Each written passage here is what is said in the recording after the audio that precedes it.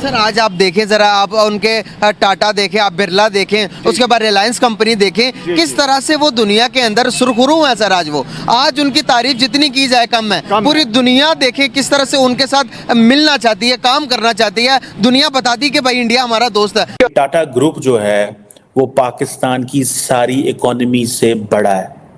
इसका मतलब है वो ये कहना चाहते हैं कि ये जो आइडिया ऑफ इंडिया है it is successful then the idea of Pakistan. जो भारत से खबर आ रही है, भारत की जो कंपनी है टाटा ग्रुप, उसका टोटल साइज बनता है टाटा ग्रुप का, आप हैरान होंगे कि जो पाकिस्तान की जो टोटल जीडीपी का साइज है उससे वो बढ़ गया है। पाकिस्तान की टोटल जीडीपी तो $341 बिलियन है, जबकि इंडिया की एक कंपनी टाटा ग्रुप जो है वो तकरीबन $365 बिलियन का है। जो उनकी जो वैल्यू है वो पाकिस्तान की जीडीपी से भी कहीं ज्यादा है, यानी कि कमाल हो गया, यानी कि हद ही हो गई, यानी कि ये क्या बात है। पाकिस्तान के कुल जीडीपी को बीट करके उसने नंबर 1 पोजीशन हासिल कर ली। और आज इंडियंस का कहना, इंडिया के मीडिया का कहना है कि हमने अलग होने का डिसीजन जो लिया वो बहुत अच्छा लिया, लेकिन पाकिस्तान के लिए ये डिसीजन सही साबित नहीं हो रहा। क्या कहना चाहेंगे, किस तरह से वो डेवलप हो रहे हैं? वो डेवलप जो उनकी जो है ना, उन्होंने एक ठानी हुई है कि हमने तरक्की करनी है। अच्छा।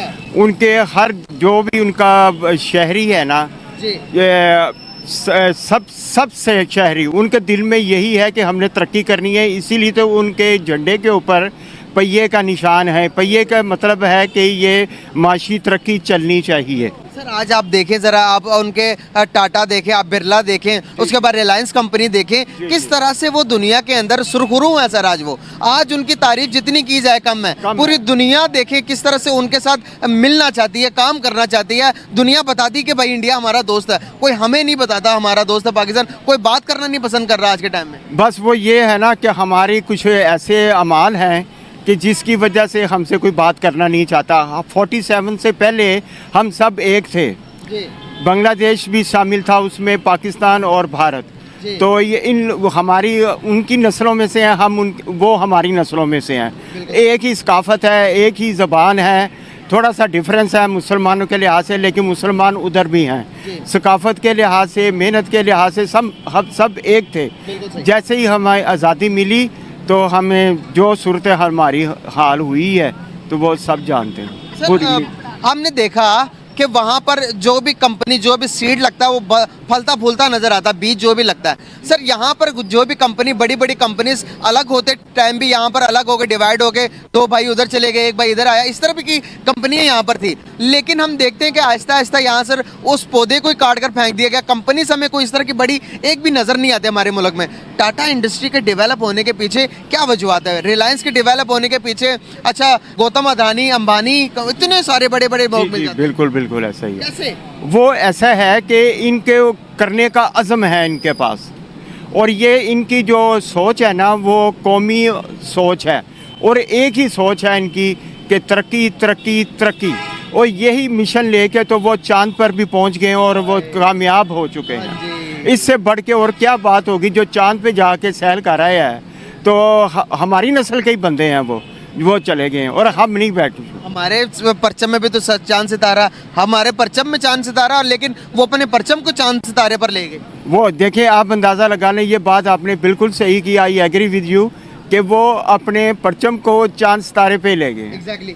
हाँ जी।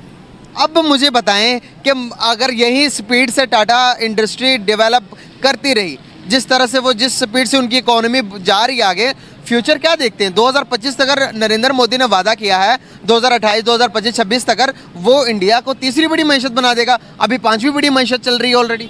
ये बिल्कुल सही फरमाया आपने। मोदी ने जो काम किए हुए हैं ना, वो ज़बरदस्त काम किए हुए हैं। 400 यूनिट वो बिजली के फ्री दे रहा है, और उसके उधर महंगाई की रेशो पाकिस्तान की निस्बत बहुत कम है, इधर महंगाई नहीं है। अब आप यकीन करें, छोटा गोश्त पाकिस्तानी करेंसी के मुताबिक 800 रुपये किलो बिक रहा है। तो ये हालात उसने मुसलमानों के बारे में भी एक अच्छी बात की है कि कहते हैं कि वो मोदी साहब कहते हैं कि ये मुसलमानों के, मैं चाहता हूँ एक हाथ में कंप्यूटर हो और दूसरे हाथ में कुरान हो। सर वो देखें, वो कंप्यूटर तरक्की पे आ गया और कहता है साथ मजहब भी लेके चलें। अभी सर इसी का ना मैं आपको एक बहुत बड़ा बताना चाहूँगा कि मंदिर बनाया उन्होंने इंडिया के अंदर। सर उस मंदिर के अंदर मौजूदा जदीद टेक्नोलॉजी भी इस्तेमाल की, सर वो टेक्नोलॉजी को भी लेके चल रहे हैं, वो मज़हब को भी लेके चल रहे हैं, उन्हें पता चल गया कि डेवलप कैसे होना। हमारे यहाँ पर मज़हब और मदारिस की क्या सूरत हाल है? क्या हमारे यहाँ पर भी टेक्नोलॉजी पढ़ाई जाती है मदारिस के स्टूडेंट को या नहीं पढ़ाई जाती? नहीं जी, बिल्कुल नहीं पढ़ाई जाती। ढूंढते हैं कि किसी तरीके से हम तरक्की कर जाएं, दूसरे रास्ते से तरक्की नहीं होती। दूसरे रास्ते से करप्शन, रिश्वत सतानी और अकरबा परवरी चलती है। सर अगर मैं बात करूं कॉम्स एज अ नेशन की बात करें, क्या हम में नेशनलिज्म, हम नेशनलिस्ट हैं या इंडियन ज़्यादा नेशनलिस्ट है? इंडिया जो है वो बहुत ज़्यादा नेशनलिस्ट है, और उसके उनको जो दूसरी दुनिया के ममालिक हैं वो 70 मुल्कों का वीज़ा जो है एंट्री देते हैं उनको बग़ैर वीज़े के उनको एंट्री देते हैं 70 कंट्रीज़।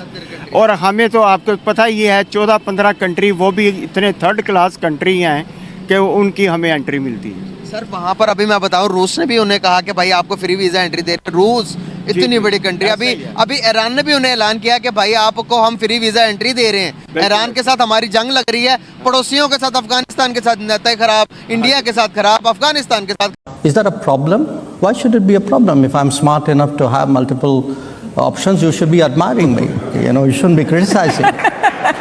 Now, डॉक्टर जयशंकर वो एक बड़ी इम्पोर्टेंट म्यूनिख सिक्योरिटी कॉन्फ्रेंस में म्यूनिख में है, और जो मज़े की बात ये थी कि वो अमेरिकन को लेक्चर करते रहे हैं, अमेरिकी सेक्रेटरी ऑफ स्टेट को लेक्चर देते रहे हैं उनकी मौजूदगी में। The Chinese are there